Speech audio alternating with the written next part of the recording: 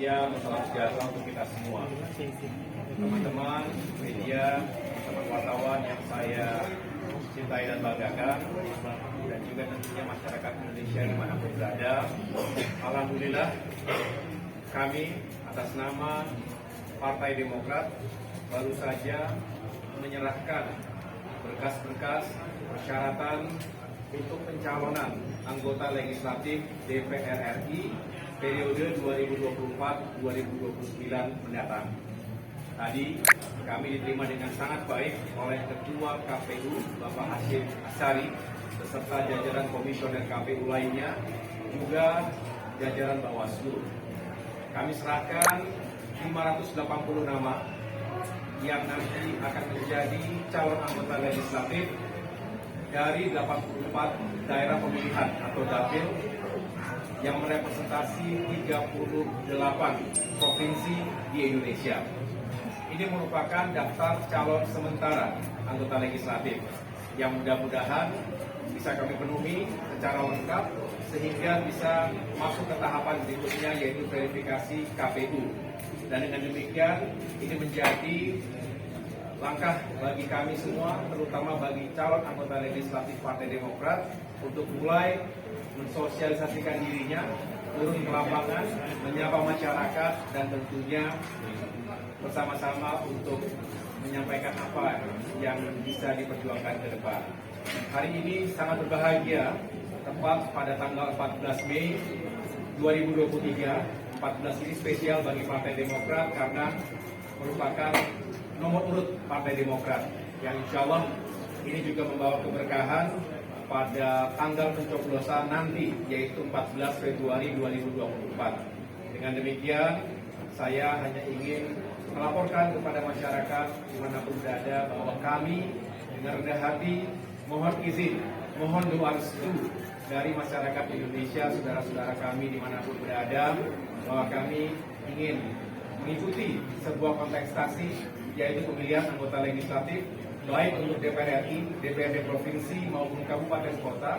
Mudah-mudahan berjalan dengan baik, aman, tertib, lancar, dan demokratis, dan melahirkan wakil-wakil rakyat yang amanah, yang bisa membawa perubahan dan perbaikan untuk Indonesia yang semakin baik, negaranya semakin maju, dan rakyatnya semakin sejahtera.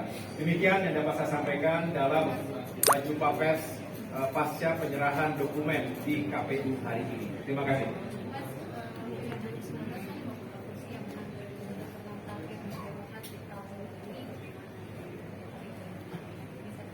Baik, terima kasih. Benar, pada tahun 2019 yang lalu, kami mendapatkan atau memperoleh 54 kursi DPR RI. Ini terkonversi menjadi 9,7%. Dan inilah yang sedang kami gunakan dalam rangka membangun koalisi dalam rangka pemilihan presiden 2024 mendatang. Dengan demikian, kami tentu ingin meningkatkan pencapaian tahun 2024 nanti. Bismillahirrahmanirrahim, insya Allah kami bisa meningkatkan raihan suara maupun jumlah kursi secara signifikan. Kami memiliki target 14 hingga 15% kursi DPR RI. Itu kalau diterjemahkan atau dikonversi, kami ingin memenuhi setiap daerah pemilihan, ada 84 itu bisa diisi satu dari Partai Demokrat. Dan tentunya kita juga tahu ada sejumlah daerah pemilihan yang insya Allah potensial bagi Partai Demokrat untuk menambah jumlah kursinya. Dengan demikian mudah-mudahan tidak berlebihan jika kami menargetkan 15% raihan kursi DPR RI. Ini membutuhkan kerja keras dari 54 menuju 85 misalnya. Itu tentu bukanlah pekerjaan yang mudah, tapi kami punya optimisme dan keyakinan. Setiap saat kami berusaha juga untuk terus turun ke lapangan. Di sana sini kami juga semakin menyerap aspirasi, termasuk mendengarkan semangat perubahan dan perbaikan di berbagai daerah. Itulah yang menjadi penyemangat kami bagi Demokrat untuk semakin sukses dalam pemilihan anggota legislatif mendatang. Secara soal koalisi, nama Pak Aye terus disebut sebagai wakil gimana? Apakah ada pembahasan baru? Ya, hari ini Partai Demokrat berada dalam sebuah koalisi perubahan dan bersama dengan Partai PKS dan Nasdem kami terus membangun komunikasi yang semakin intensif. Harapannya minggu-minggu ke depan, bulan-bulan ke depan ini, tiga partai ini semakin solid.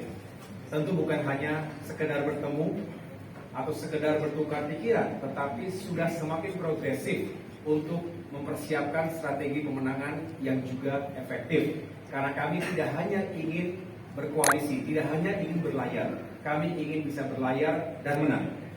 Dengan demikian, tentu saat ini tahapannya adalah masing-masing partai, ketiga partai ini telah menandatangani piagam kesepakatan. Dan poin yang paling penting adalah selain menominasi Saudara Anies Baswedan sebagai bakal calon presiden, tapi juga menyerahkan kewenangan kepada bakal calon presiden kami tersebut untuk pada saatnya menentukan, memilih calon wakil presidennya. Tentu setelah memenuhi sejumlah kriteria yang tertera dalam piagam tersebut, di antaranya tentu yang memiliki kans kemenangan terbesar, yang bisa menjadi satu pasangan yang solid duit tunggal, karena kita benar-benar ingin bisa sukses baik dalam pemilu maupun insya Allah jika terpilih menjadi pasangan dalam memimpin pemerintahan ke depan. Kalau ada yang mengangkat ataupun memasang-masangkan dalam simulasi-simulasi termasuk memasukkan nama AHY di situ, tentu saya pikir adalah sebuah dinamika dan sebuah logika dalam mencari pasangan-pasangan yang paling mungkin dan paling baik.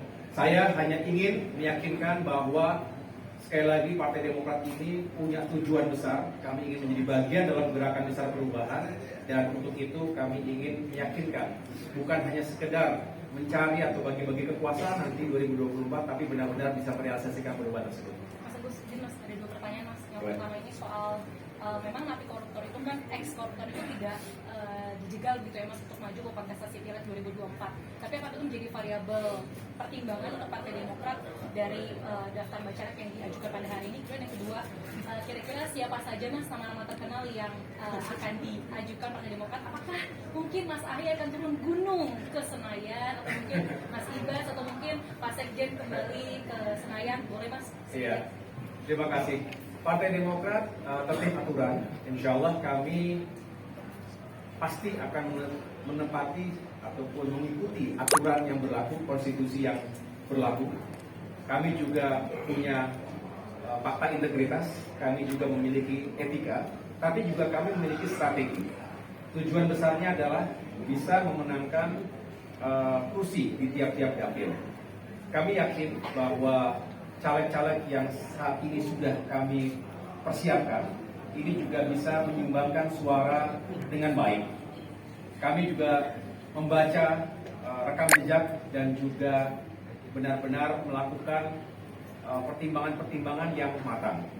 Sudah kami konsultasikan juga dalam berbagai forum, kami konsultasi berdiskusi dengan jajaran di daerah, tapi juga kami berkonsultasi pada tataran majelis tinggi partai. Artinya prosesnya prudent, transparan, terbuka, dan ini berlaku di setiap tingkatan. Mudah-mudahan dengan sistem dan mekanisme seperti ini, kami benar-benar berharap bahwa caleg-caleg yang kami perjuangkan ini bisa memenuhi harapan dari masyarakat. Dan tentu sekali lagi yang menjunjung tinggi aturan dan konstitusi yang berlaku saat ini. Kalau ditanya tentang siapa saja yang nama-nama populer, yang jelas yang di depan ini akan nyalek semua nih. Tapi saya enggak nyalek saya. Istri saya nyalek ya? Enggak. Kalau ditanya artis, ya ada artis nasional, ada artis lokal, tapi yang jelas saya nggak sebutkan sekarang lah gitu ya, nanti saja saya pikir. Dan mudah-mudahan bukan hanya mencari mereka yang populer, tapi kami juga merupakan kombinasi yang baik. Ada politisi-politisi senior yang punya pengalaman malang melintang seperti beliau-beliau di depan ini, sudah 3-4 kali paling tidak menjadi anggota DPR RI. Tapi juga ada yang newcomers, ada yang baru masuk, ada yang masih muda, ya.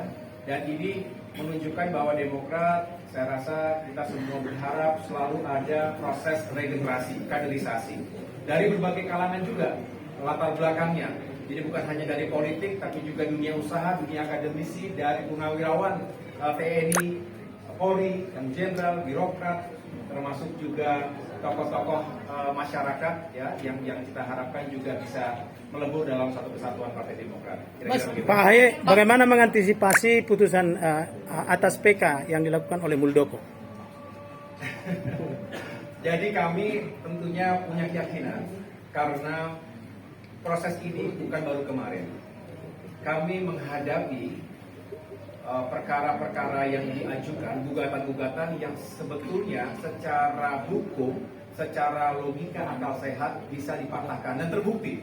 Setiap kali kami menghadapi kubu KSP Muldoko dengan segala gugatannya, kami bisa mematahkan dan memenangkannya bahkan dengan skor 16-0. Nah, terakhir dicoba dengan PK melalui MA. Kami sudah mengingatkan kepada masyarakat luas bahwa mohon ini juga sama-sama kita kawal dan kita ketahui. Tetapi dari sisi hukum sekali lagi tidak ada novum baru yang ditemukan. Artinya tidak ada celah sedikit pun bagi KSP Muldoko dan kubunya untuk bisa menang dalam PK tersebut. Inilah yang menjadi keyakinan kami. Tapi sekali lagi kami hanya bisa secara rendah hati mengajak masyarakat Indonesia, tentu melalui teman-teman media juga, bahwa mari tolong sama-sama kita ikuti. Bagaimanapun bukan status Demokrat yang kita pertanyakan di sini, tetapi bagaimana demokrasi kita jika setelah sekian lama, sekian panjang proses hukum yang dijalankan dan semuanya bisa kita menangkan, kok tiba-tiba bisa berharap di PK-nya kemudian kelompok KSP Muldoko yang dimenangkan. Jadi inilah sebetulnya duduk perkaranya. Kalau itu yang terjadi, artinya demokrasi kita mundur dan hancur. Saya hanya ingin mengatakan di sini bahwa kami tidak terganggu sama sekali. Kami tetap fokus pada penyiapan caleg-caleg yang potensial, yang insya Allah bisa menyumbangkan suara dan kursinya secara signifikan untuk kemajuan Partai Demokrat ke depan. Mas Ibas maju dari dapil mana, Mas?